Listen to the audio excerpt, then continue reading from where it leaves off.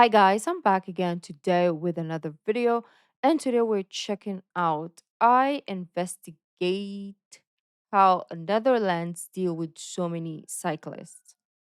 Wait, let me check. Okay. Mm-mm-mm. So yeah, I'm intrigued also how they deal with so many cyclists, but I know that there is a I don't know the term. There's something implemented and I cannot describe it. But anyways, beautiful peeps, before we do start, don't forget to subscribe, click the bell button, and let's find out. How can you have an accident with a cyclist if they've got their own bit of road and we're not driving there? This right here, right now, feels like the safest road network I've ever used. I hardly ever feel like that driving around London. I've never driven. I was gonna say they have their system input, so everything flows beautifully. So I feel like that's the reason why they deal with it. Like it's nothing. I've ever used. I What am I hardly saying? ever feel like that driving around London. I've never driven in Eindhoven before. I don't know what to expect. I honestly thought that Nissan Micras were supposed to be terrible, terrible cars. This one's not bad. Need to remember to drive on the wrong side of the road. Turn right. The wrong side. Left. I'm going for the gears on the wrong side. Okay, I'm in Eindhoven, which is in the Netherlands. There's something weird that happens here that doesn't happen in England. And I want to investigate whether it's a good idea or a bad idea. The Dutch love cyclists. They love cycling, and cyclists have priority everywhere. What I'm going to investigate is if that's a good idea, if I'm going to get into a tussle with a cyclist, if I'm going to have a scary moment with a cyclist, this is going to be interesting. So I picked up this Nissan Micra from Hertz from Eindhoven Airport. I didn't know I was going to get a Nissan Micra. It's so smooth. That might just be because I drive an Abarth 595, but this car is super smooth. It's got everything that you need as well, and I bet it's pretty cheap. I bloody love driving abroad. It's so Really? fun. I set off in second gear. I realized that wasn't on purpose. The cycle lane is bigger than this two-way road. You can see already how cyclists have the most priority here. If this cycle lane wasn't here, we'd have enough room for two lanes and lines down the middle. But what we've got is a huge cycle lane and a road not big enough for two cars. There's one thing about driving in Europe. I think that their roads work better. Okay, they're on the wrong side, but look at the road markings. They're so clear. When was the last time you saw that in England? The traffic lights are so clear and the signs just look neater and tidier. Okay, this car is slow AF, but I'll let it go because that's exactly what you expect from this kind of car. We're not expecting our Bath acceleration. Right, need to remember to go into first gear. Look how nice it is here. I've never driven in Eindhoven before. I don't know what to expect. This is as new for you as it is going to be for me. Oh no, it's quite nippy.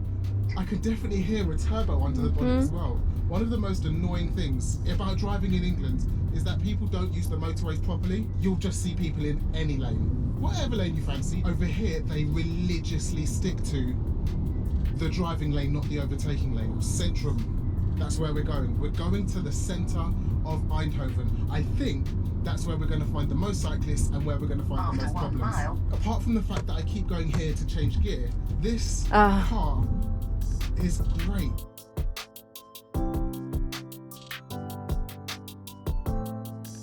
Here's what people really worry about driving abroad, roundabouts. All we do is steer the other way. Normally on a roundabout, you'd go that way to enter, you just go that way. It makes sense in my head. Does it make sense in yours? Look at this. I can see where I'm going on the sat nav, it's down there. And it's on a sign as well. You can't go wrong. There's a straight ahead arrow, so I'm gonna go. Now that he mentioned that, I feel like if I was in England, I'll be like, what the fudge is happening? You'll be so confused. Okay, so you're on that side, and then you want to turn in a roundabout. So you want to go like, what do you mean? Anyways, my brain is not computing. You can't go wrong. There's a straight ahead arrow, that's where I'm going to go. Surely, roundabouts abroad are not difficult, it's just opposite. Or is it even opposite? Yes, it's opposite, but we don't need to make it that complicated. So, cyclists, Well, but my they've got brain their it's own complicated. bit. It's like, here's the cars, Oh my god, look at this car. It's like a toy car. Oh, this is not a Max, so it doesn't. Okay. Right? So cute. complicated. So cyclists, but they've got their own bit. It's like, here's the cars road and here's the cyclists road. We don't get that in England. I don't think I'm going to have as much trouble dealing with cyclists as I thought. That's genius. Can someone get Sadiq Khan on the phone? Because we need this. How can you have an accident with a cyclist if they've got their own bit of road and we're not driving there? There must be a statistic for how many cyclists die on England's roads or Oh, the UK roads every single year. The Dutch, 400. because they love cycling so much, look, there's bloody cyclists everywhere. They've just got it nailed down. Oops. Yeah. Definitely stalled the car. 1, 2, 3, 4, 5, 6. Turn right. Cyclists. 7, 8, 9, 10. And that's just in the one bit that I can see. Not 11, 12, 13 across the road. We could be doing this. Why are we not doing this? If you cycle in London, you don't value your life. That's true. I guarantee the number would be so much more if we had a system like this. 2 more cyclists. Look how lovely it looks. That guy's having the best time. Just pinging along his own road, not a car in sight. I need to know what this red circle with nothing in it sign means over here. Because Yeah, what in is that? England, that means no vehicles can enter that part. I'm driving right through the That's centre. too This big. feels like the safest, most thought out road system I've ever been on. I've driven in a lot of places all around Europe. This right here, right now, I don't know his name, but he needs to try Asia.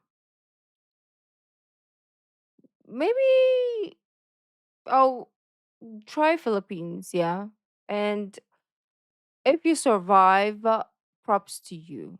Yeah, so good luck. I hope he goes around the world and drives. And I want to hear his opinion about the Philippines because he's gonna go mental. Like, you will go crazy. They said if you can drive in India and the Philippines, you can drive anywhere in the world. So yeah, I mean, you know what? It's to be fair, it has gotten so much better actually over here. So much better. If it was like 5 years, 7 years ago, but now it's quite okay. Not pristine, but it's okay. So yeah. feels like the safest road network I've ever used. The cyclists are absolutely everywhere, but they're completely segregated. The roads make sense. All of the signs are extremely clear. The road markings are so clear.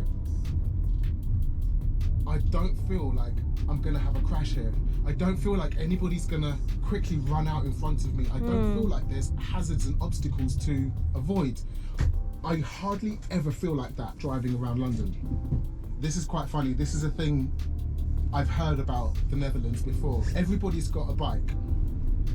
And when you go to a shop, you just leave your bike outside the shop. There's cycle parking everywhere, not a single bike chained up, just leaning across leaning across the railings. If that happened in London, the bicycle would be stolen in under half a second. But here, just seems like it's not a thing. I wasn't sure that that was true, that everybody just leaves their bike unchained, unattended, but it is. The rules and regulations and the signage is going to be different everywhere you go, slightly different. From France to Belgium to the Netherlands, their signs and road markings are different. So Google, look online at what the most common signs and road markings are. That will help you absolutely loads. I didn't do that, but I would recommend that you do it. Then you'll know what the red circle without anything in it means. Oops, I'm in this lane.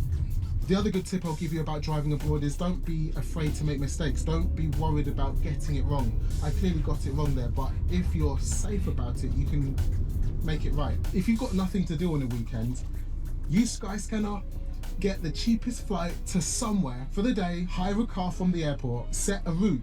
around and then just drive it. You'll have the best time. Driving in Bruges was a complete nightmare. If you watch that video, it was difficult. It was so hard. It was horrible. It's not the same here. If you want to drive somewhere out of England for your first drive abroad, I would highly recommend coming to Eindhoven. We're going to end the video at a big yellow chair. Let's find the chair and I'll give you my final thoughts on driving in the Netherlands. Wait, look at this road sign. It's a screen and it changes. England could never. It should be Oh, just around this corner. oh, Okay, that's not what I was expecting. Driving in the Netherlands makes more sense than in England. It's really easy. And they've nailed cycle safety. They've nailed road planning. I wish we had a situation like this. Look how big this chair is. Watch this. wow. Driving in the Netherlands, driving in Eindhoven is way better than driving in England. Now I think it's time to get some snacks.